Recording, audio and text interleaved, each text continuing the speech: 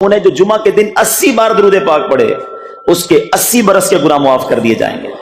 تو یہ دن تو سبحان اللہ گناہ گاروں کی بن آتی ہے، گناہ گاروں کو موقع دیا جاتا ہے کہ پورے ہفتے میں اگر کوئی کمزوری رہ بھی گئی ہے تو اب جمعہ آ گیا ہے، اب درود پڑھ لو، اب تلاوت کر لو، اب دعائیں کر لو، اب اللہ سے رجوع لے آؤ۔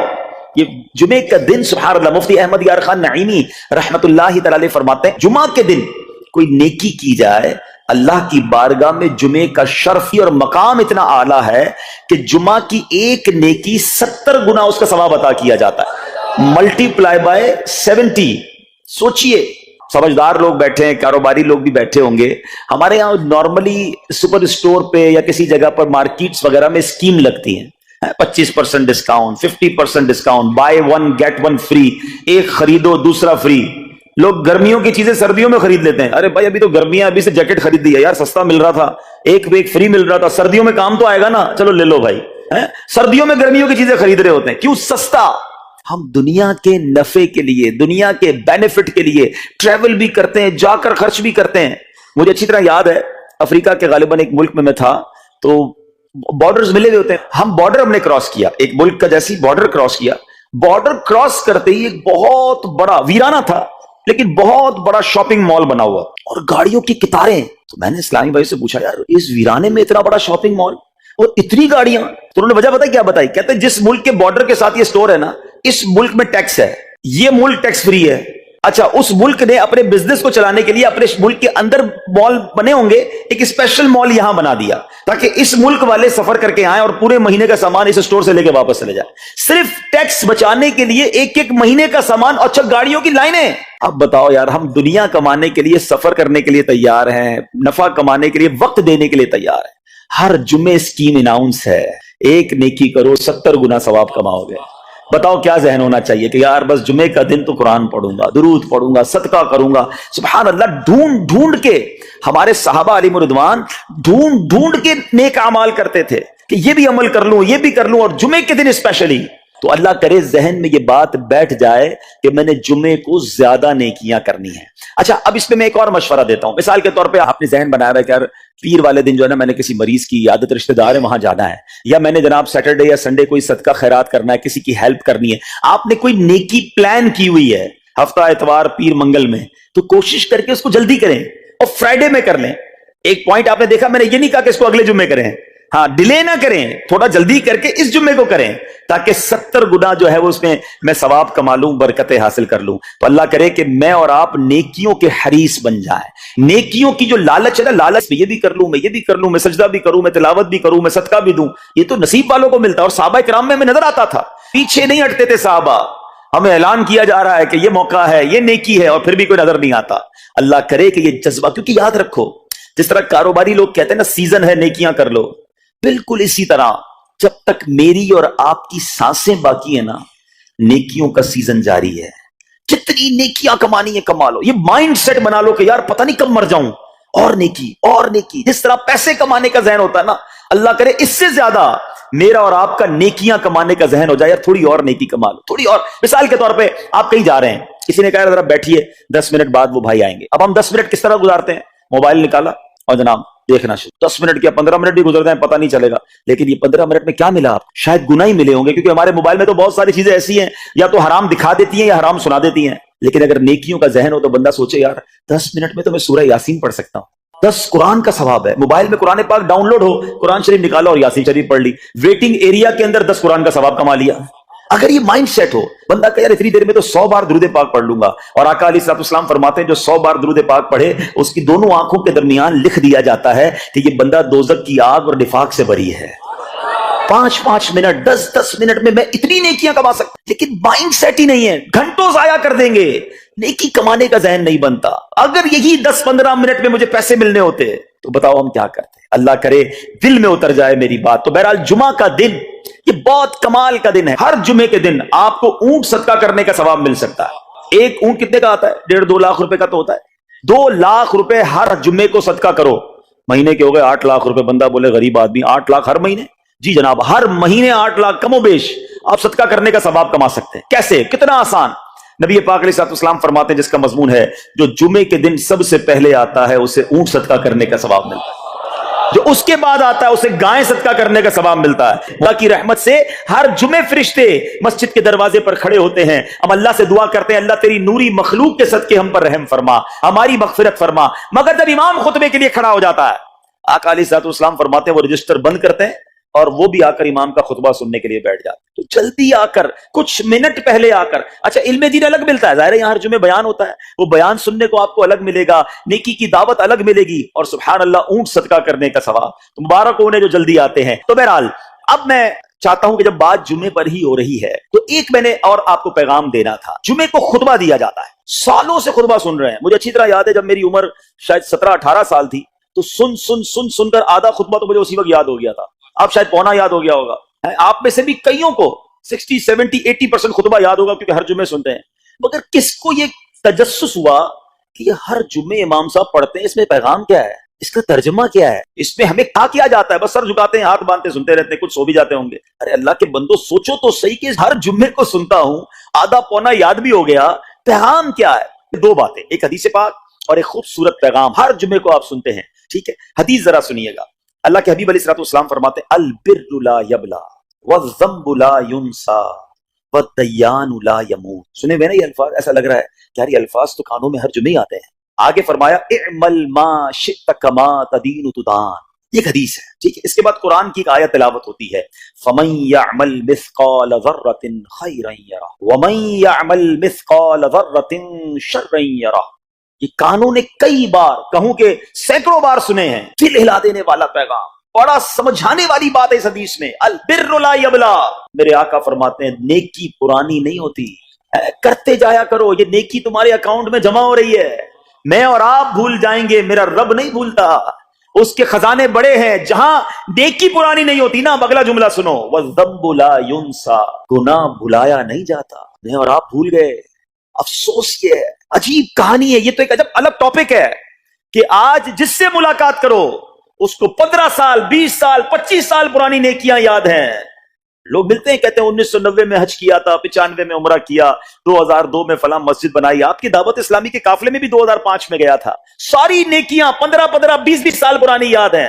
گناہ کل جھوٹ بولا تھا یاد ہے, کل رات کو بد نگاہی ہو گئی تھی وہ یاد ہے, پرسوں غیبت کی تھی وہ یاد ہے. سالوں تو چھوڑو, ہم گھنٹے پہلے کا گناہ بھول جاتے ہیں. مگر حدیث ڈرا رہی ہے, سمجھا رہی ہے کہ دیکھو والذنب لا ینسا. گناہ بھلایا نہیں جاتا. تم بھول گئے ہو مگر کہیں لکھا ہوا ہے, جواب دینا ہے. اور آگے فرمایا والدیان لا یموت. فرمایا کہ جو فیصلہ کرنے والا ہے اسے موت نہیں آتی. اللہ کو موت نہیں آنی, میں اور آپ مر جائیں گے. جس نے ڈیسیشن لینا ہے, جس نے فیصلہ کرنا ہے, اسے موت نہیں آنی. پھر آگے فرمایا اعمل ما شئت کما تدین تدان. کر لے جو کرنا ہے, جیسی کرے گا. پھر قرآن کی یہ آیتیں سمجھا رہی ہیں من یعمل مثقال ذرۃ خیرا یرہ. جو ذرہ بھر نیکی کرے گا, بھلائی کرے گا, وہ دیکھے گا. ومن یعمل مثقال ذرۃ شرا یرہ. کہ جو ذرہ بھر برائی کرے گا. اتنا شاندار جمعے کا پیغام ہر جمعے خطبے میں دیا جاتا ہے. اللہ کرے یہ دل کی گہرائیوں میں اتر جائے. دروازہ بند کر کے, اندھیرا کر کے, اکیلے میں گناہ کرنے والا سوچے کہ ٹھیک ہے دنیا میں کوئی نہیں دیکھ رہا مگر میرا رب دیکھ رہا ہے, مجھے اس ذرہ بھر گناہ کا بھی جواب دینا پڑے گا. لوگ کہتے ہیں چھوٹی سی بات ہے یار, چھوٹا سا گناہ ہے, ٹھیک ہے چلتا ہے, سبھی تو کرتے ہیں. نہیں جناب, وہ نقطہ نواز ہے. وہ معاف کرنے پہ آئے تو 100 بندوں کے قاتل کو معاف کر دے, اور وہ پکڑنے پہ آئے تو ایک نقطے پر پکڑ فرما دے. ہمیں ڈرنا ہوگا, ہمیں خوف اپنے دل میں طاری کرنا ہوگا, کیونکہ یہ گناہ میری آخرت میں میری پکڑ کا سبب بن سکتا. بالکل اسی طرح چھوٹی چھوٹی نیکیاں سمجھ کے چھوڑ دیتے ہیں. یار سنت غیر موقدہ ہی ہے نا, نفل ہی تو ہے نا, سنت ہی تو ہے نا, ٹھیک ہے درود پڑھنا چاہیے, نہیں پڑھا تو کوئی بات نہیں. ارے یار کون اجتماع میں جائے, کون درس میں بیٹھے, صدقہ دینا کوئی واجب تو نہیں, زکات تو پوری دیتا ہوں. چھوٹی چھوٹی نیکیاں سمجھ کر چھوڑتے ہو. ارے وہ تو کتے کو پانی پلانے والے کو اس سبب سے بخش دیا کرتا ہے, راستے سے پتھر ہٹانے والے کو بخش دیا کرتا ہے. فرمایا نا البر لا یبلا, نیکی پرانی نہیں ہوگی, کرتے جایا کرو. اللہ کرے کہ یہ ذہن بن جائے کہ بس میں زیادہ سے زیادہ نیکی کروں, 2 لوگوں کے دلوں میں خوشی داخل کروں, مسلمانوں کی خیر خواہی کروں. اس ایک ہی حدیث پر, ان آیتوں پر میں مزید بھی بہت بات کر سکتا ہوں, لیکن میں نے اشارہ دیا کہ ضرور اس پر توجہ دیں. اور ایک شاندار پیغام ہر جمعے میں ہم سنتے ہیں. کیا شاندار وہ پیغام ہے. وہ پیغام ہے الا لا ایمان لمن لا محبت. یاد ہے سب کو, جمعے میں سنتے ہو نا, اور 3 بار کہتے ہیں امام صاحب الا لا ایمان لمن لا محبت له، الا لا ایمان لمن لا محبت له. کبھی تو امام صاحب کو روکتے، حضور یہ ہر جمعے کو پڑھتے، بتائیں تو اس میں ہے کیا؟ نہیں، ہمیں کیا ضرورت ہے، بس جمعہ ہو گیا، بس ٹھیک ہے، ٹائم پورا ہو گیا، فرض پورا ہو گیا. ارے اللہ کے بندو سمجھو تو صحیح اس میں میسج کیا ہے. اللہ اکبر. سنو اس کا مطلب کیا ہے، سنو.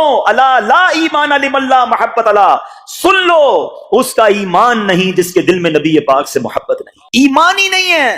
ارے جس دل میں نبی پاک سے محبت نہیں اس کا ایمان ہی نہیں ہے. اعلیٰ حضرت امام اہل سنت ایسے ہی نہیں لکھتے کہ اللہ کی سرتابہ قدم شان ہے یہ، انسان نہیں، انسان وہ انسان ہے یہ. قرآن تو ایمان بتاتا ہے انہیں، اور ایمان یہ کہتا ہے میری جان ہے یہ. ایمان کمپلیٹ ہی نہیں ہوتا نبی پاک علیہ الصلوۃ والسلام سے محبت کے بغیر. اور یہ بات ایسا لگتا ہے انفارچونیٹلی کہ غیر مسلم جانتے ہیں، ابھی تو وہ سازشیں کرتے ہیں. انہیں پتا ہے، آپ بتائیں دنیا کے کس ملک پہ نماز روکی جاتی ہے؟ نہیں روکی جاتی. مسجدوں کی تعمیر ہو رہی ہوتی ہے، تلاوت قرآن ہو رہی ہوتی ہے، کوئی نہیں روکتا، قرآن چھپ رہے ہیں. لیکن بار بار اگر حملہ ہوتا ہے، بار بار اگر اٹیک ہوتا ہے، تو اس لیے ہوتا ہے کہ ان مسلمانوں کے دلوں سے ان کے نبی کی محبت کو نکال. ان مسلمانوں کے دلوں میں اگر یہ محبت رسول رہ گئی تو یہ پھر بھی دوبارہ آ کر یکجا ہو جائیں گے، ایک ہو جائیں گے، نیک ہو جائیں گے. کسی طرح دل سے محبت رسول صلی اللہ تعالی علیہ وسلم نکالی جائے، اور اسی وجہ سے یہ ساری سازشیں کی جاتی ہیں. معاذ اللہ نبی پاک علیہ الصلوۃ والسلام کی گستاخیاں کی جاتی ہیں تاکہ چیک کیا جائے ان پر اثر بھی پڑتا ہے کہ نہیں، کوئی اوپر نیچے ہوتا بھی ہے کہ نہیں، کہ اپنی دنیا میں مگن ہے، اس کو احساس ہی نہیں ہے.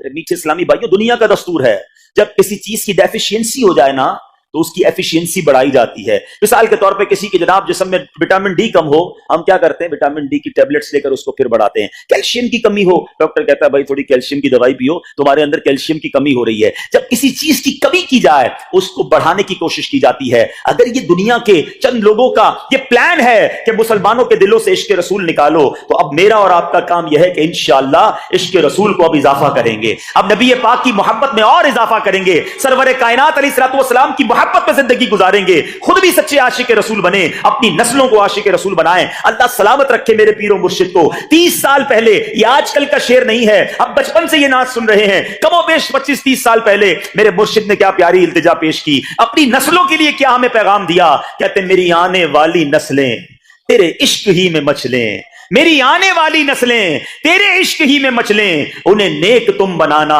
مدنی مدینے والے. یہ ہے پیغام دعوت اسلامی کا کہ ہم بھی عاشق رسول بنے، کسی صورت ہمارے دل سے عشق رسول کم نہ ہو، اور جناب ہماری نسلوں میں ہم عشق رسول اتاریں. تو مجھے اور آپ کو اس ڈیفیشینسی کو ایفیشینسی میں، اس میں اضافے کا اہتمام کرنا ہوگا. اب آئیے دیکھتے طریقے کیا ہیں، کیسے عشق رسول بڑھے گا، کیسے دلوں میں محبت رسول بڑھے گی. کیونکہ جمعے کا یہ اعلان ہر جمعے سنتے ہو، الا لا ایمان لمن لا محبت له، وہ ایمان ہی کامل نہیں ہے، وہ ایمان ہی کمپلیٹ نہیں ہے جس دل میں عشق رسول نہیں ہے. تو عشق رسول بڑھے گا کیسے جناب؟ تو دنیا کا بڑا سمپل فارمولا ہے کہ عشق بغیر اطاعت کے کمپلیٹ ہی نہیں ہوتا. دنیا میں بھی آپ جس سے محبت کریں، ہو ہی نہیں سکتا کہ آپ جس سے محبت کریں اس کی بات نہ مانیں. کہ میں آپ سے محبت بڑی کرتا ہوں، مانوں گا ایک بھی نہیں آپ کی. نہیں جناب، جس سے محبت ہوتی ہے بندہ کہتا ہے آپ کے لیے جان حاضر، آپ حکم تو کریں، آپ کا فرمان سر آنکھوں پر. یہ دنیا کا دستور ہے. تو اگر آپ واقعی نبی پاک سے محبت کرتے ہیں یا سچے عاشق رسول بننا چاہتے ہیں تو پھر فرمان رسول پر عمل کرنا ہوگا، نبی پاک کے طریقے پر عمل کرنا ہوگا، اطاعت رسول کرنی ہوگی، تبھی آپ سچے عاشق رسول کہلائیں گے. یہ ہو نہیں سکتا کہ ایک طرف تو میں نعرہ لگاؤں کہ غلامی رسول میں موت بھی قبول ہے، دوسری طرف نبی پاک کا طریقہ قبول نہ ہو، نہ سچ قبول ہو، نہ مسلمانوں کی خیر خواہی قبول ہو، معاذ اللہ، نہ سنتیں قبول ہو، نہ نماز قبول ہو. جمعے کی نماز میں مسجدیں فل ہیں، کیا عصر کی نماز میں بھی ہوں گی؟ عصر فرض نہیں ہے؟ کیا مغرب فرض نہیں ہے؟ کیا عشاء فرض نہیں ہے؟ میرے آقا فرماتے ہیں جعلت قرۃ عینی فی الصلاۃ، کہ نماز میں میری آنکھوں کی ٹھنڈک ہے. میں جتنے جملے کہوں گا تقریباً تمام ہی کے موضوع پر نبی پاک کی حدیث موجود ہے صلی اللہ تعالی علیہ وسلم. مثال کے طور پہ آپ بیمار ہیں، شفا چاہتے ہیں، درود پاک پڑھیے. آپ اپنی روزی میں برکت چاہتے ہیں، درود پاک پڑھیے. آپ قرضے میں ہیں اور قرضے سے نکلنا چاہتے ہیں، آپ درود پاک پڑھیے. آپ دنیا میں ذلت و رسوائی سے بچ کر عزت چاہتے ہیں، آپ درود پاک پڑھیے. آپ ٹینشن فری لائف چاہتے ہیں، کوئی مصیبت پریشانی میں پھنسوں نہ، آپ درود پاک پڑھیے۔ آپ چاہتے ہیں کہ مرتے وقت کلمہ نصیب ہو جائے، آپ درود پاک پڑھیے۔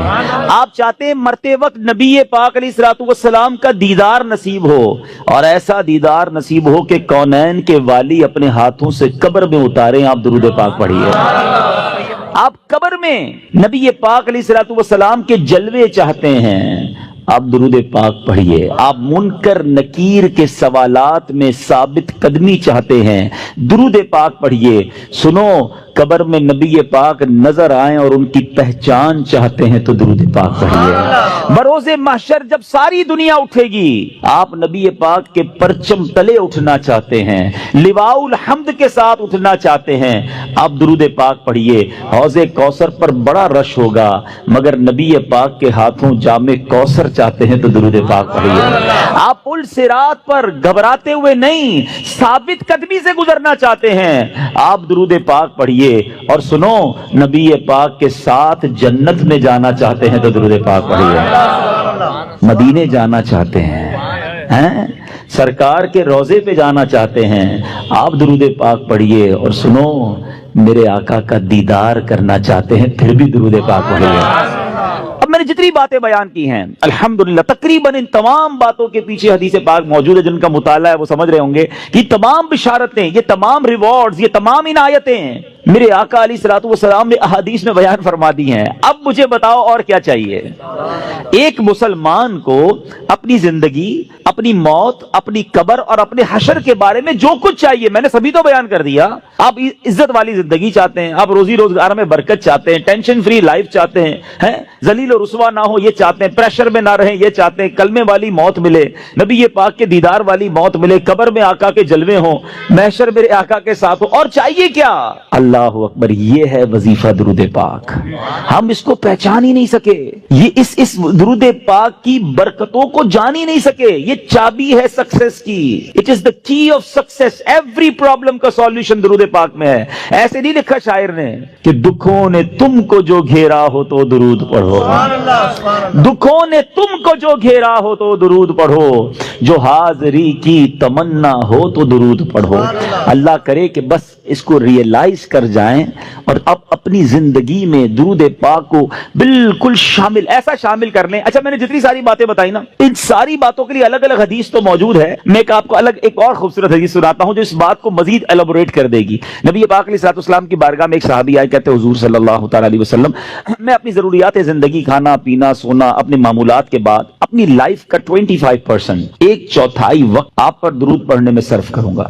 نبی پاک علیہ الصلوۃ والسلام نے فرمایا بہت اچھی بات، حدیث کا خلاصہ ہے، تھوڑا بڑھا لو تو اور اچھا ہے۔ کہتے حضور 50% آپ اپنے وقت کو درود پاک میں صرف کروں گا۔ فرمایا بہت اچھی بات، لیکن اور بڑھا لو تو اچھا ہے۔ کہتے حضور اب 75% درود پاک میں ٹائم گزاروں گا۔ فرمایا اور بڑھا لو تو اچھا ہے۔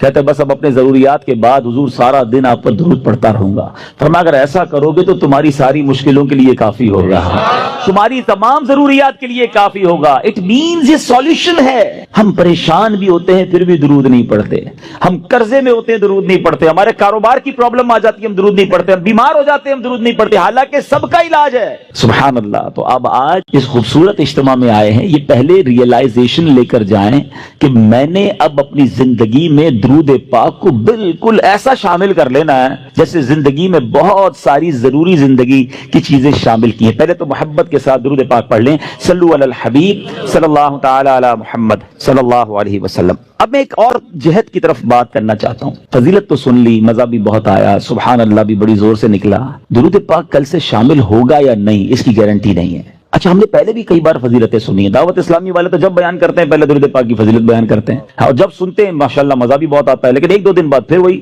پورا دن گزر جاتا ہے، درود پاک شامل نہیں ہوتا۔ میں نے بہت غور کیا، سچی بتا رہا ہوں، میں اپنے لیے غور کیا کہ یار بیان تو بڑے کرتا ہے، تیری زندگی میں کتنے درود ہیں، کتنے پڑھتا ہے روز درود پاک؟ دنیا کو کہتا ہے روز اتنے 100 درود پڑھو، اتنے پڑھو۔ میں نے بہت غور کیا کہ یار پڑھتا تو ہوں، لیکن جس کو کہے نا کہ زندگی کا جزو لا ينفق بن جائے، ایسا زندگی کا حصہ بن جائے کہ اس کے بغیر زندگی نہ گزرے، تو اس کا طریقہ کیا ہوگا؟ آپ دیکھیں، زندگی میں بہت ساری چیزیں آپ کی میری ایسی آئیں جو پہلے نہیں تھیں، مگر ہم نے اس کو زندگی کا حصہ بنایا۔ مثال کے طور پہ اللہ پاک آپ سب کو ہمیشہ صحت مند رکھے، عافیت میں رکھے، لیکن کبھی کبھی انسان کی زندگی میں ایسا موقع آتا ہے دوائی آ جاتی ہے، ڈاکٹر کہتا ہے آپ کو جناب یہ پرابلم ہو ہو گئی ہے. اب صبح دوپہر شام یہ دوائی پینی ہے آپ نے, اور حال حال میں پینی ہے. ہم کیا کرتے ہیں, ڈاکٹر کے سامنے یہ تو نہیں کہتے انشاءاللہ, اس کے بعد گھر چلے جاتے ہیں. ڈاکٹر اگلے مہینے جاتے, کیا ہوا, بولا وہ نعرہ تو لگایا تھا, دوائی تو نہیں پی. نہیں, فوراً پلان, ادھر نیت, فوراً پلان, باہر نکلتے ہی پہلے اس کا پرچہ لے کے جاتے ہیں میڈیکل اسٹور پہ, 1 مہینے کی دوائی دو. اسٹارٹ شروع کیا نا, نیت کی